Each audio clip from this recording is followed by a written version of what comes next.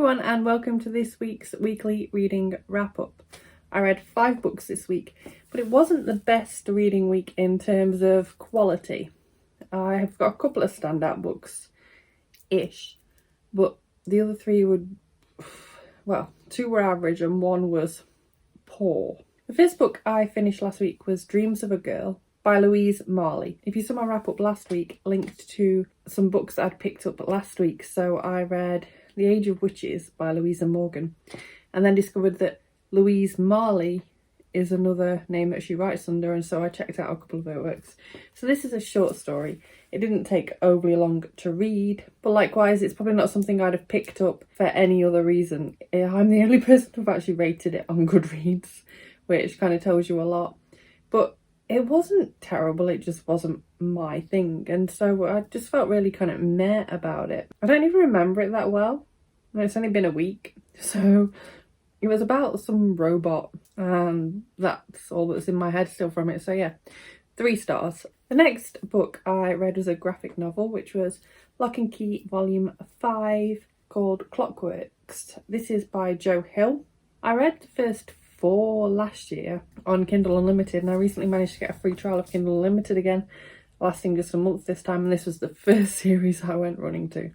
So yeah, I managed to pick up the 5th volume, and this one started off quite slow for me. I don't know whether it's because it had been a while since I actually read the series, so I was like, this is slow. I was left thinking, this isn't going to be a good one, but then it really started picking up and it all started linking in together, and I actually ended up really enjoying this volume a lot. So if I hadn't have felt it slow in the beginning, I think this one would have got 5 stars. As it is, I gave it 4 stars. Obviously, as this is the 5th volume in a series, I can't really tell you an awful lot about what happens, but this is a series where you follow a family that have moved to this house called Key House as their father has died, and it was his old childhood home, and there's weird goings on there that are linked to these keys that they find, basically. And these keys lead to all different sort of things happening. I don't want to say more than that because spoilers, but yeah, I really enjoy this series. So the 3rd book I finished this week was an audiobook that I listened to via Scribd. This is Party Games, which is the first book in the Fear Street Relaunch series by R.L. Stine.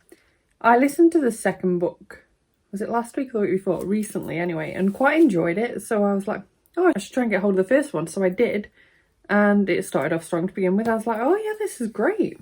It's about someone who gets invited to a house party on an island, and she's quite surprised that she's invited to this party because it's not her usual friendship group, and people are telling her she shouldn't go and warning her that bad things will happen, and she's like, oh, I'm gonna go, this guy's hot. And so she goes, and bad things happen. But that's not why this book got such a low rating of 2 stars from me. The story itself would have been fine. This could have easily got 3 stars from me. It's just, there was something about it. I mean, I have read other people say that it's very much a copycat of a film that exists, but I've not seen this film, so I've not got issue with that. That's not my issue. But I don't know, it just didn't feel sincere. It felt quite poorly written. It didn't have the usual R.L. Stine charm to it for me. I don't know. It wasn't for me though, not at all. I did give it 2 stars because I was able to make it to the end without actually wanting to throw my phone out the window, so there is that. But yeah, it wasn't a great read for me. It seems I was going on a downhill streak at this point because I was like, right, what am I in the mood for? I need a really good audiobook to pick me up. I couldn't find anything for ages. And in the end, I gave up and just looked on Scribd at some of the most popular books and looked for one that is kind of on my TBR, but that I didn't own, when I stumbled across Carve by Veronica, Roth. I adored Divergent. I also read a short story of hers that featured in YA Authors anthology of short stories. Might have been the anthology Summer Days and Summer Nights, thinking about it. But yeah, I really enjoyed that story too. So I'd been desperate to pick up Carve for a while, but then there was all that drama around it being racist. I don't remember properly what the issue was, but it was considered like a really terrible book on that front. And so I dodged it for ages. And I thought, okay, everything's died down a bit now. Now I'll give it a go. I love Veronica Roth's writing. What could possibly go wrong? What could possibly go wrong indeed? This has to be the most boring audiobook I've ever tried to make myself listen to in my entire life. I listened to a lot of it in one sitting. It's a good job I did, or I probably wouldn't have even got that far. I DNF'd this book at 73%. 73%! I'd made it so far. The only reason, as I said, that I made it that far is because I did it all in one sitting up to that point. And then once I put it down, I was like, well, I'm sure as hell not listening to that ever again. No way, no. I'm not sure I can even properly tell you what this was actually about. It was just dull. The plot went nowhere. Have I used the word slow yet? Because it was incredibly slow. Characters couldn't have given a toss about any of them. This book just felt utterly pointless, quite frankly. I'd go as far as to say this is one of the worst books I've tried to read in years. I feel severely disappointed, quite frankly, and I didn't go in with overly high expectations. It's not that I was like, oh, I absolutely love her writing, I'm gonna love this. Ooh. I went in thinking, okay, I know there's been some issues with this book, let's finally give it a go, just totally on a neutral ground. And I hated this book. I can tell you that the plot had something to do with space, but it didn't really feel like you were ever in space. But it didn't really feel like you were ever really anywhere. The descriptions were just poor to non-existent.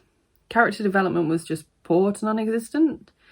General plot was just poor to non-existent. Poor all round. I should probably stop at this point because I can't stop ranting. Luckily, at the same time as listening to Carve the Mark, I'd started a new Kindle book. This Kindle book is what got me through. This is easily my favourite read of the week. I was tempted to give it 5 stars, but didn't want to quite push it that far. So if I was a half-star kind of person, this would be a 4.5-star read. As it is, I gave it 4 stars on Goodreads. So this is Broomsticks and Burials by Webb, and it's the first book in the Magic and Mystery series. Such a random pickup for me. I sort of picked it up without even really thinking about it. I was going through my emails, and on BookBub there was a list of books, and I thought, I've not gotten anything off there in ages. So I just kind of went through, clicked a few, grabbed a few free ones as well. Didn't really think much of it. Went on to my Kindle, went to pick up a book. Literally just clicked. Didn't really know what I was in the mood for, so just clicked on the first one that my finger was near, which happened to be this book. And it was just such a delight. I was caught so off guard by this free Kindle book. I am blown away. This series could end up being a new potential series favourite for me. I'm already on the second book. I'm listening to the second book this week on Scribd. So yeah, this is a paranormal cozy mystery. It's definitely not something that I've possibly ever picked up before. If it is, it's not the sort of genre I've touched in a long time.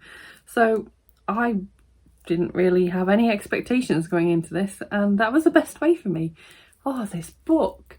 It was such a breath of fresh air. So we follow a character called Zoe, and she's living with her grandmother on a farm. She's been having some job trouble, and then she gets a phone call offering her a job. She's applied for a bunch of jobs, but this one doesn't seem familiar to her. And indeed, she wouldn't have even picked up the phone if her grandma hadn't made her. So this job, she was like, well, yeah, I can't really afford not to take it. So she took it. But she still had no recollection of actually applying for this job, which was a journalist's job. So she totally has to move away to even go to this job, which she doesn't even have to interview for. They're just like, yeah, come along, you've got the job, which kind of raised alarm bells in her head. She was like, what is going on? But she went all the same because she had no other option, really. And she took her cat Luna with her. Once she gets off the bus, what has been quite a weird bus journey anyway, she then finds herself in the outskirts of a strange town, and a golden Labrador meets up with her, and her cat speaks, and she's like, what? And then the dog speaks, and she's like, what? It turns out that her cat has had some sort of curse on it, and so hasn't been able to speak to her till now. And meanwhile, this dog is a shapeshifter. So the shapeshifter takes her into town, gets her settled in, takes her to meet her boss, her boss gets her to kind of move in with an editor for the newspaper. And Zoe learns that the person who had her job previously was murdered 2 weeks ago. And she gets involved in all the politicalness that's going on in the world right now while doing her job, while more murders take place. She then tries to sort of dabble a little bit and investigate for herself. And I just loved the plot so much. It was just, like I said, a breath of fresh air. It felt like it should have been one of those books where you thought, okay, that was all right. But it was actually better than all right. It was amazing. I couldn't stop thinking about it. Every time I put it down, I was like, I'm obsessed with this book. I can't stop thinking about it. It's wonderful. If you see it on Kindle or indeed on Scribd, it's on Scribd as well, I highly recommend you give it a go because, yeah, this series doesn't get read enough, I don't think. It's got an average on Goodreads of 4.2. That's from 595 ratings. So it's definitely one of those hidden gems out there that not enough people know about or are reading. If you want something quick, easy, engrossing, cute, with a little bit of romance, cozy mystery, paranormal, really gripping and realistic characters, give this a go. And then join me in reading the rest of the series because, like I said, I'm already on book 2. So at least I've finished the week on a high, as this is the last book that I finished for the week. And yeah, despite having such a mixed week, it left me feeling pretty positive about my reading last week in the end, because what a book to end on. Let me know what you have read in the last week or so. I would love to know.